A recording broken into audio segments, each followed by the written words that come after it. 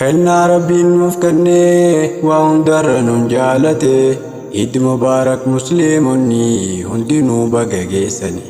Yoomul akli waa shurbii jaalalaa fi gammachuuni. Yoomul akli waa shurbii jaalalaa fi gammachuuni. Kennaa rabbiin nuuf kennee waa hundarra nun jaalate. Eid Mubaarak musliimonni hundinuu baga geessani. Yoomul akli waa shurbii jaalalaa fi gammachuuni.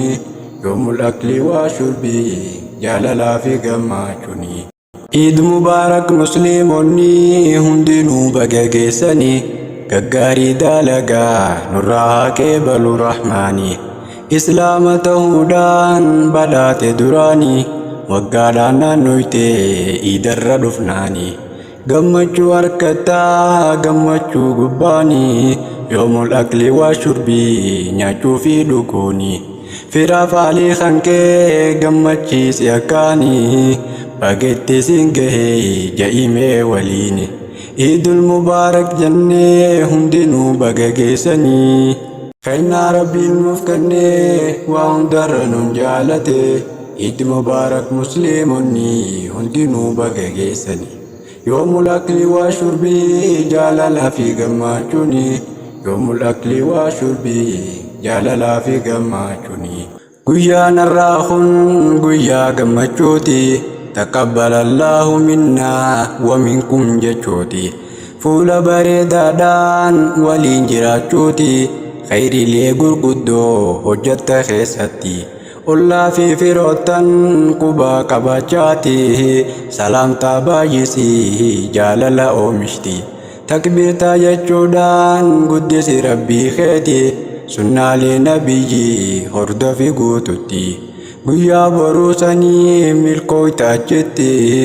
Eid Mubaarak jannaa ma'al faa'izi. Kennaa rabbiin nuuf kennee waa hundarra nun jaalate. Eid Mubaarak musliimonni hundinuu baga geessani.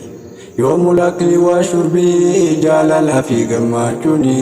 Yoomul akli waa shurbii jaalalaa fi gammachuuni. Guyyaa tokko nabiin osuma deemanii.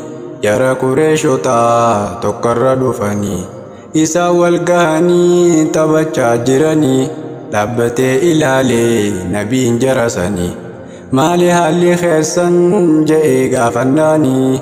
Ayyaana hedduu qabnaa jechuun deebisanii. Ayyaana sanirraa tokko inni kuni. Ashrafal mursaliin isaan gammachiisanii. Rabbiin isiniif jijjiiree guyyaarra caalutti. Guyyaa san qabadhaa ja'aniin jaraanii. Waggatti al tokko deddeebi'aa inni. Iida lamaan baanaa hoggaasan nabiini. Yaa ummata gaggaarii bagatti geessanii. Kennaa rabbiin nuuf kennee waa hundarra nun jaalate. Eid Mubaarak musliimonni hundinuu baga geessanii. Yoomul akli waa shurbii jaalalaa fi gammachuuni. Yoomul akli waa shurbii jaalalaa fi gammachuuni. Alhamdulillahi rabbiin nu jaalate. Islaama si godhee gammachuun ibsite. Hanga umriin jirtu diin islaam hojjatte. Waajibaata rabbii hunda gaggeessite. Obbolaa islaamaa bashaashuun simatte. Osoo akka jirtu iiddi sirra dhufte. Gammachuu gubbaadhaan argatte. Namni islaama taate wallaahi milkooyte. Amatu eeduudhaaf shooqii dheereeffatte. Eid Mubaarak jennee kennaa rabbiin nuuf kennee waa hundarra nun jaalate. Eid Mubaarak musliimonni hundinuu baga geessani. Yoomul akli waa shurbii jaalalaa fi gammachuuni. Yoomul akli waa shurbii jaalalaa fi gammachuuni. Eidul Mubaarak hundi muslimaati. Guyyaa iidaa jechuun guyyaa gammachuuti. Yoomul akli waa shurbii guyyaa gammachuuti. Daangaa rabbiin dabriin ibbeeki keessatti. Karaa nabiyyiidhaa qabadhu guututti. Nagayaaf rahmanni haa jiraatu irratti. Takbiirtaa baay'isii ibaada siif taati. Kan amatu iduu si haa godhu rabbiin keeti.